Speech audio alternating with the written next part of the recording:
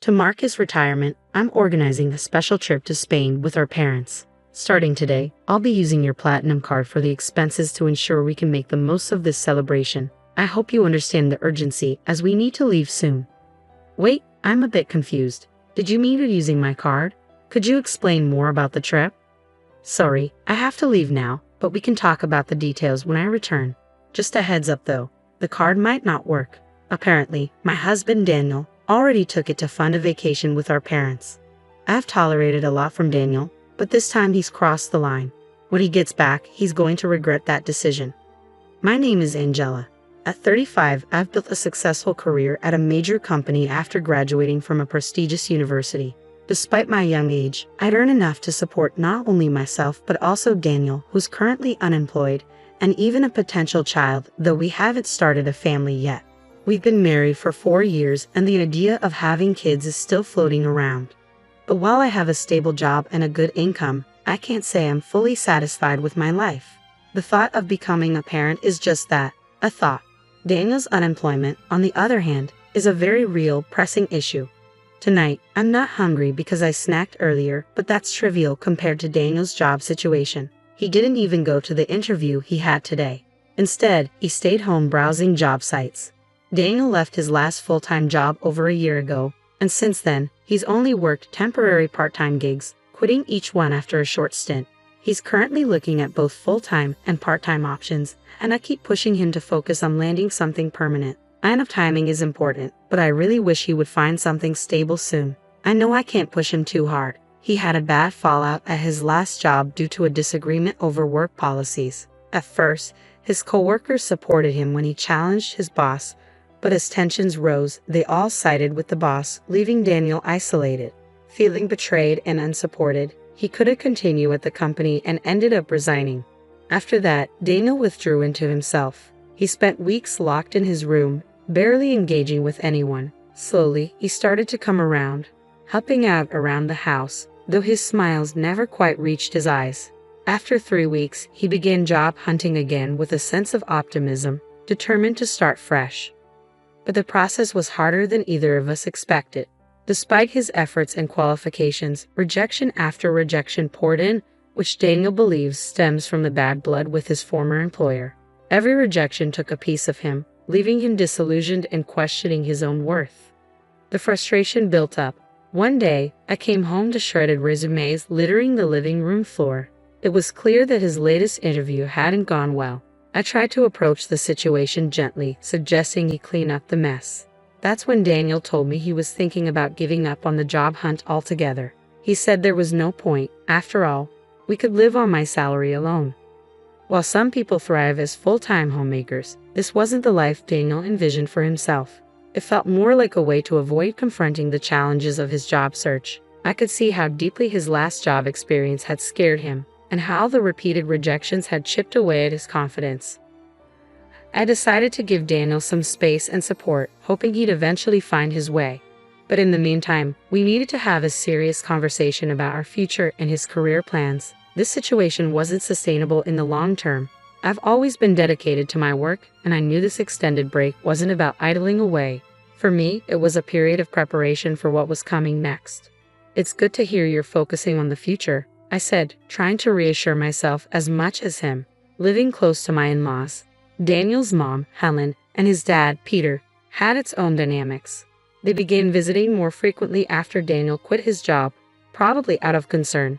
When they heard he was gearing up for his next career move, they seemed visibly relieved, but the reality was different. "The beer's running low. Can you pick some up on your way home?" I asked one evening. "Again? You're drinking too much. Maybe try to cut back a bit," I gently suggested. "Fine, I won't ask again. I'll just get it myself," Daniel snapped, his tone sharper than usual. Despite the appearance of preparing for a new job, Daniel wasn't making any real progress. His days were filled with TV and beer, and I could tell he was embarrassed about his unemployment. To protect his pride, I chose not to disclose the full extent of his inactivity to his parents. After more than 4 months without any job hunting activity, I realized it was time to address the elephant in the room. "Daniel, maybe it's time to start looking for work again. You seem more settled now," I ventured cautiously. "What? It's only been 7 months since I left my last job, and you want me to go back already? After everything that happened, he replied, his voice a mix of disbelief and irritation. I could feel the tension rising, but I knew we couldn't avoid this conversation any longer. I just think the break has been quite long. Let's not drag this out, I press, hoping to push the conversation forward. Stop nagging. You can't understand my feelings when your job is going well. I have my struggles too, you know. Everyone faces work problems and relationship issues. Daniel shot back, frustration bubbling to the surface. Despite the tension, Daniel eventually agreed to start job hunting, which felt like a small victory. But the conversation had clearly upset him, and he walked out, still fuming. When things calmed down, I planned to apologize, hoping to smooth things over. Not long after, Daniel surprised me with an update. I got a job. Because you pushed me, he said one day, his voice a mix of reluctance and acknowledgement. That's great. Where? I asked, eager for more details. At a nearby supermarket, he replied. Then, with a hint of dismissal, he added, so yeah, you'll need to learn and work hard, right? I tried to encourage him. That's fantastic, whether part-time or full-time. Any job is significant. But Daniel quickly brushed it off. It's just part-time. No need to work too hard. I bit my tongue, holding back any further comments. I figured that, for now, this was a step in the right direction, and maybe it would help him regain his footing. A few weeks later, Daniel came home one day and announced, I'm back. You're home early. How's the job going at the pub? I asked, mistakenly mixing up his actual workplace. I quit the supermarket job, he replied, his frustration evident. A college student there was being bossy, always telling me where to put the boxes in storage. It felt like harassment. I sighed internally. The student was probably just explaining proper procedures, something common in any job setting. But Daniel's pattern of finding and quitting jobs continued, and it was becoming clear that his challenges went deeper than just finding the right position. A year had passed since our last serious talk about work, and Daniel now tells me he's working part-time at a pub, an industry he'd never tried before. He's fascinated by it and claims he might have found his true passion. Really? That's fantastic, I replied, hoping that this time, something would stick. I respond, though I can't help but worry about the financial aspect. But isn't the income from a part-time job in a restaurant somewhat limited? That's okay, Daniel assures me, his eyes alight with a new kind of determination. I'm apprenticing right now, but I'm aiming to become independent. I plan to own my own place someday. That sounds like a solid plan, I reply, genuinely pleased to see him with a goal. Wanting to encourage him, I added, here, take this and treat yourself to something nice for once, handing him some money to support his new venture. However, the reality behind Daniel's optimistic facade soon became clear. Just 5 days after our conversation, he quit the pub job. Worse, he continued to deceive everyone around him, including his parents, from whom he accepted money under false pretenses. This revelation hit hard, and I found myself grappling with growing frustration and disappointment. Determined to address the issue head-on, I seized the opportunity one evening while he was watching a movie. Hey Daniel, let's talk, I said, reaching for the remote and pausing the film. It's frustrating when you pause at the best part. What is it? Daniel complained, clearly irritated. Daniel, you're 37 now, right? That's prime working age. Don't you think about the future? You spend all day at home, drinking and watching TV. The future? There are plenty of 37-year-olds not working. Lots of people enjoy life without a job, he retorted defensively. True, work isn't everything, but those people have something they're dedicated to. Do you have something like that? Yeah, I know you're upset about me not working. I'll look for another part-time job, Daniel replied, his tone dismissive but with a hint of concession. Though he seemed set on working only part-time, considering his history of quitting jobs and his deeper issues, I had been cautious about pushing him too hard. But now it was clear, Daniel needed to find some stability. Then, one day while I was at work, I received an unexpected text from Daniel. Dad's retiring, so we're going to Spain to celebrate. Starting today, I'm borrowing your platinum card. We're going to enjoy ourselves on your credit card. Alarmed, I stared at my phone, unsure of what to do next. I call him immediately. What do you mean you're going on a trip? Just what I said, he replies, irritation creeping into his tone. I don't understand. Please explain, I press, frustration mounting. The implications of his actions are manifold. Celebrating Peter's retirement is fine, but Daniel should have discussed the trip with me before using my money and credit card without asking. The thought that he might have told his parents he paid for it himself, using my credit card no less, only fuels my anger and sense of betrayal. This situation serves as a stark reminder that despite some steps forward, we still have deeper issues to confront. Daniel's recent actions highlight a significant moment in our ongoing struggles with responsibility and communication. As we discuss his upcoming trip to Spain, something he said caught my attention. You mentioned borrowing a credit card. Do you mean the one from our house? I ask. Yeah, why? He replies nonchalantly. Daniel, I own a platinum credit card. Contrary to popular belief, it's not just for those with high incomes. Factors like credit history and stable income play a part. It's possible to secure one in your 30s despite its high annual fee. I value the benefits and points it offers, but that card was supposed to be in my wallet. So you took the credit card from home. I press. Yeah, so I'm counting on you for the payment. Daniel responds, a bit too cheerfully for the situation. His casual demeanor and eagerness to leave make it clear he thinks he has everything under control, but the truth is about to complicate his plans significantly. What are you waiting for? We need to leave, he urges, eager to get moving. Hold on, I interrupt. The credit card you took won't work. What? That can't be right, he exclaims. It's under Angela's name, and it expires this month. It's close, but it shouldn't be an issue, he counters, disbelief creeping into his voice. You're lying. You're just trying to stop me from using the card. Daniel accuses, frustration mounting. Yes, it does expire this month, I admit. That's why I've already received a new one. Sometimes when a new card is activated, the old one stops working. I've already started using the new card, so the one you took won't work. Are you kidding me? You think I'm lying? His voice tinges with panic. If you don't believe me, I can send you the URL to the credit card website, or you can just try using the card. It would be funny to see you try to pay with a card that doesn't work. This credit card really won't work, he mutters, more to himself than to me. I can hear his parents calling him in the background, but he seems too flustered to respond. What should I do? I told them I'd pay for everything except the round-trip travel, he says. Oh, they covered the flight? I ask, realizing the gravity of his situation.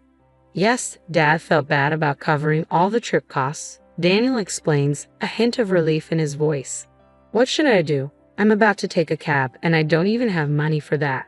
That's not my problem, I respond firmly. You said you would pay for everything except the flight. Using my credit card in the first place was wrong. You should pay with your own money.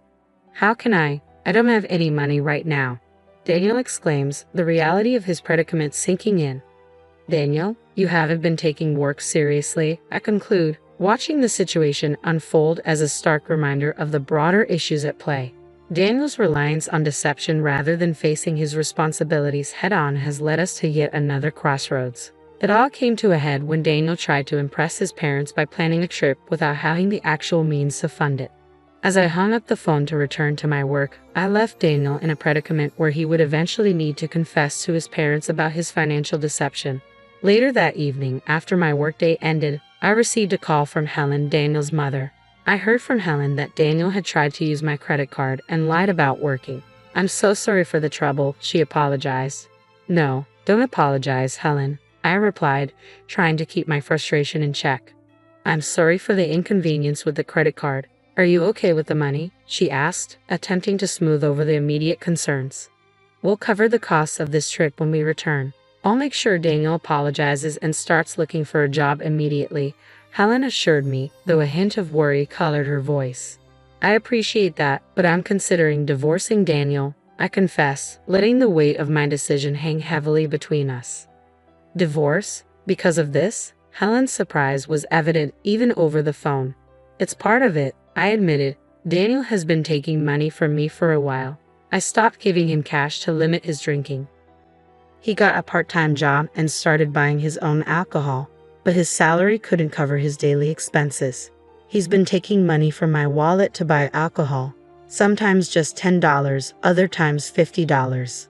Over the year, it added up. When he took my credit card for this trip, it made me realize he had no intention of changing.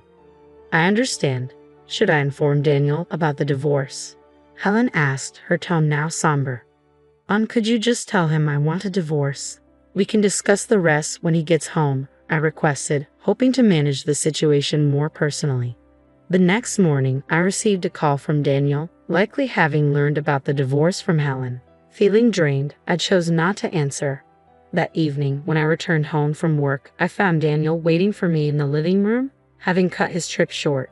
"I'll start working seriously now. Please don't leave me," he pleaded, his apology seeming sincere. Seeing him apologize and show remorse was unexpected, but it came far too late. He had a whole year to change, yet here he was asking for another chance after all my repeated warnings and the countless opportunities he wasted. "I'm not going to give you another chance, Daniel. You gave up on me a long time ago. My decision is final. Can you please leave?" I said, standing firm in my resolve to move forward without him. The cycle of broken promises had to end, along with our path together. "Please don't say that. If you won't let me stay, should I move out?" he asked, desperation creeping into his voice. "Only if you can afford the rent here," I replied, my voice steady despite the storm of emotions swirling inside me. Daniel fell silent, the harsh reality of his financial instability and the looming divorce weighing heavily on him. He had no money for next month's rent, let alone a steady income to depend on. As the realization set in, he seemed to shrink before my eyes. With no options left, he quietly left the house. I watched him go, a part of me wanting to offer help for transportation, but I reminded myself that Daniel wasn't a child. He needed to manage his affairs. It was a sad moment, seeing him depart under such strange circumstances. Later, after Daniel had gone to his parents' house, Helen called me. They had let him stay for the night, but told him he must leave the next day. They were worried that if he stayed longer, it might encourage his dependence on them. As tough as it was for them, they believed it was necessary for Daniel's development. When Daniel returned to our house, desperation was clear in his voice. "Please help me. I've got nowhere to go and no money," he pleaded. "That's the result of your actions. You need to handle this yourself," I responded firmly. Over the past year, all Daniel had done was neglect his responsibilities and do as he pleased. It was painful but necessary to deny him entry, turning him away right at our doorstep. The divorce proceedings, though tense, were expedited with the support of his parents. I'm not entirely sure what became of Daniel afterward. He's likely still hopping from job to job, crafting excuses for his situation. I thought I would feel lonely without him, but I didn't. His presence had been a constant source of stress, always walking on eggshells to avoid upsetting him. Now free from the need to accommodate his whims, I've been living more comfortably. Unknowingly, our life together had become a burden, one I hadn't fully recognized until he was gone. Relieved of that weight, I now find myself living a lighter, more authentic life, no longer tethered to the needs and failures of someone else.